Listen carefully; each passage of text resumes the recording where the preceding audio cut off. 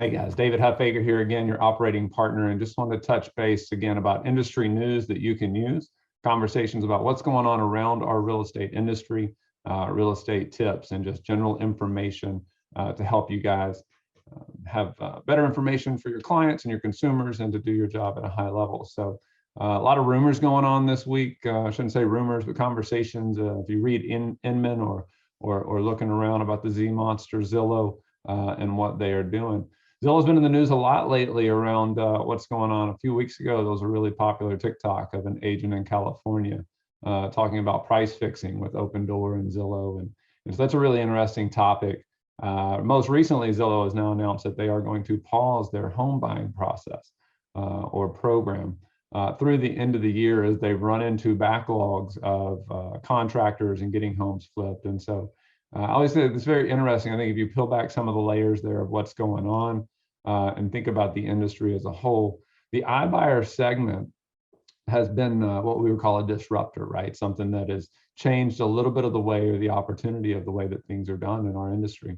And of course, if you're here local in Middle Tennessee or in several of the states around the country, you'll see the Mark Spain billboards, the Open Door billboards, Zillow's offer programs, and there's plenty of other companies out there that are actually offering it. So what does that mean to you, right? As a local real estate professional, as a business owner, I look at it a lot like any other industry and think about as a small business owner, how do giant companies be disruptive, right? How do they disrupt local business owners and mom and pop shops? So even down, if you think back about how Walmart would have disrupted local grocery stores and things of that nature. I think that ultimately is the intention, the long-term goal of these major companies. A lot of people look at real estate. I don't know if you guys know it or not, but 1 out of 3 jobs in the country is impacted in some way or another by new construction and by the real estate industry. And so very broad reaching industry, right? And so as you guys think about it, there's a lot of money changing hands. Billions and billions of dollars in real estate transactions and just commissions, right? And so as they seek to kind of be disruptive and take a portion of that, I want you guys to just stop and breathe, right? Because this isn't something that's new to our industry.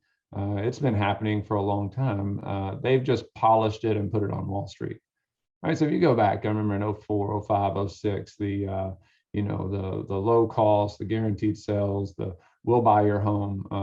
The big one, remember, it was we buy ugly houses, right? I mean, they bought any house, right? And that was really kind of the play in that. Gary tells us that any company right now can buy high and sell higher. And so right now it looks very attractive for them. But keep in mind, guys, this is only about 5% of this industry, right? It's a segment of the industry just like anything else. And so when you think about what is Zillow, how does that impact you as they're pausing their purchasing plan, right? They also did that during COVID, as did Open Door and some other ones. So as we think about that and go like, okay, what does that mean to us? If you're selling any number of homes, you're going to realize that what I hope you'll look up and say is like, there is a segment of the market, right? The consumer is demanding an easier transaction, right? Something simpler. Do you pay more for a Coke when you run into a convenience store versus going into the grocery store and buying a 12-pack? Yeah, right. So people are always been willing to pay for that convenience fee.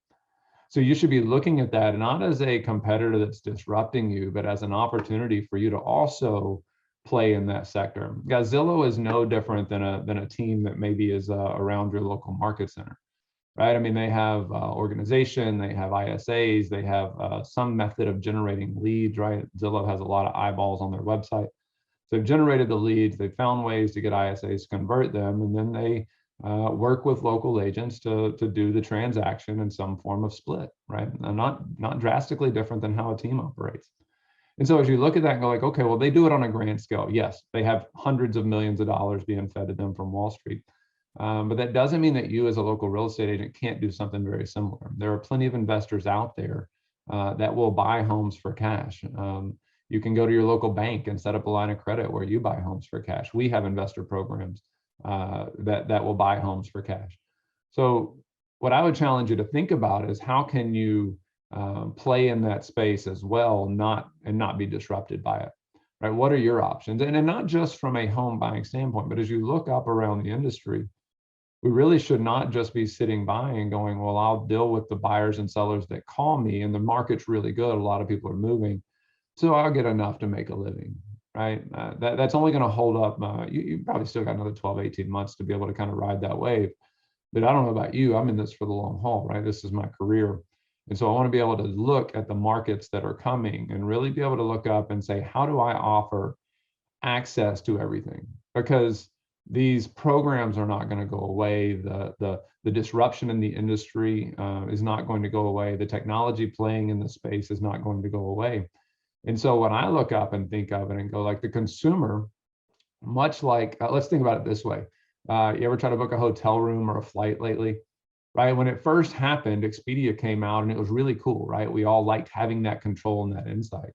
But as more and more players got into the game, you really look up and go, man, I wish I had a travel agent, right? Like, there's a lot of things to choose from. I don't know the location. I don't know what they're telling me is true. Now, if they can paint a pretty picture with pictures, but I don't know what that space is like. So I'd love a human to consult me on it. Same thing in our sector, guys, right? As you start to look up and you realize that there are these concierge programs where you can fix your house up before you sell, or you can buy now and sell later, or you can get a cash offer for your home, or you can get a traditional sell, or you can get over list price in some cases, or you can rent it out. I mean, look, there's all these options, and you shouldn't be intimidated by them, right? You should be looking for opportunities to look up and go, like, that's why you would hire me, right? Not because I go out and can open a door and show you a house. That's not real value anymore. The real value is that I can help navigate you through any of these things. Okay, so how do you become an expert in all of these things? The first place is I would go and I would actually start researching the competition, right? I would start reading the companies around your town that offer these programs and really look at it. You now see a lot of local agents offering guaranteed offers and cash offers and things like that. And you're like, well, how can they do that? And you really look up and you go, like, honestly, guys, these agents are buying one out of every 100 houses. It's really not all that much. I knew a guy in I think it was Kansas City, ran the program for 8 years of buying people's homes or offering to buy people's homes. And in 18 years, in the 8 years that he had done it, I think he said he had bought like 7 homes. Right. And he said 6 of them he would have bought no matter what, right? Because they were good investments and good deals. And so you look at ways to package that really as an opportunity to level the playing field so that you also get a chance at the kitchen table to show them your value and to ultimately list their home, provide them with a better consumer experience, and net them the most money. Let's be honest, that's really what they want, right? They want an educated professional to navigate the process for them, to help them make the most money, and to do it with the least amount of headache. So if you're a professional that plans on being in business for more than the next 12 months, I would strongly encourage you to start dissecting it and really understand, how do I solve that? How do I solve that? How do I do that for the local consumer? And we say local consumer, but who is that? That's our family, our friends, our sphere, right? People that we know in the community. How do we genuinely be of service to them and show them that there is a way to navigate it with the least amount of headache, to net them the most money, and to do it with a trusted professional by their side? That's ultimately what they really want. And really, you look at it and you go, you got the advantage, right? You have the advantage when it comes to that, because Zillow can't do that, right? Open Door can't do that. Do you hear the customer reviews on these programs? Do you hear the feedback of what's being said about these guaranteed offers and things like that? They're not glowing reviews. People aren't in love with that process. It is not a simpler process for them, right? So they're using it as a marketing technique in order to get in front of people. You should be doing the same thing, because you actually have the upper hand. You have the relationship, you have the knowledge and the expertise, and you're worth every penny of what they're paying for you, right? So if you can go out and provide them top dollar with an easier experience, they are going to hire you, right? Now, put it in a nice package, understand your value proposition, be able to articulate it at the kitchen table, because you want to look up and understand, like, oh, you're interested in those programs, I can do that for you, right? Like, you want to be able to say to them, like, oh, you would like a cash offer? Great, I can help you navigate that. Oh, great, you need to redo the bonus room or the basement before we put it on the market. Great, we have a program that actually lets you do that. And so you also want to understand what your options are: Keller offers, Ribbon, knock, All of these programs out there that can help you if you don't want to go to the bank and have the cash and build the program out yourself. There are plenty of third parties that you can leverage. And you have about 75% of them that are looking to work with you as the agent in order to get it done. And you got about 25% of them that are looking to go around you as the agent in order to bypass you and create a consumer experience without you. Guys, let's be honest, that's not going to happen. There is no human's going to look up and ever say, like, I don't want a trusted advisor by my side, especially when you look at the net cost of it. And if they're not making any more money, in fact, a lot of times they're making less money, you're worth every penny of what you're charging. We just want to make sure that you're packaging it so that you can deliver that in a meaningful way that the consumer understands and that they trust you. We need to get that message out there, because what's happening is you're not talking, they're not calling us and having that conversation because they don't know that that's a piece of what we can do for them, right? They're going straight to the Zillows or the Open Doors and bypassing you as the agent sometimes.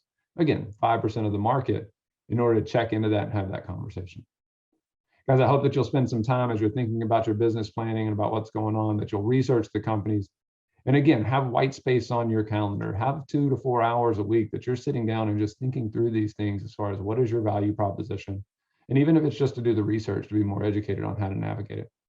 Because I hope that that's useful. Please don't let any of that intimidate you. I'm always available if you'd like to chat or just talk shop about this in more detail. Also, feel free to reach out to your team leaders, your ALC members, or the leaders within your market center. Hope you're having a great week. I'll talk to you soon. Bye.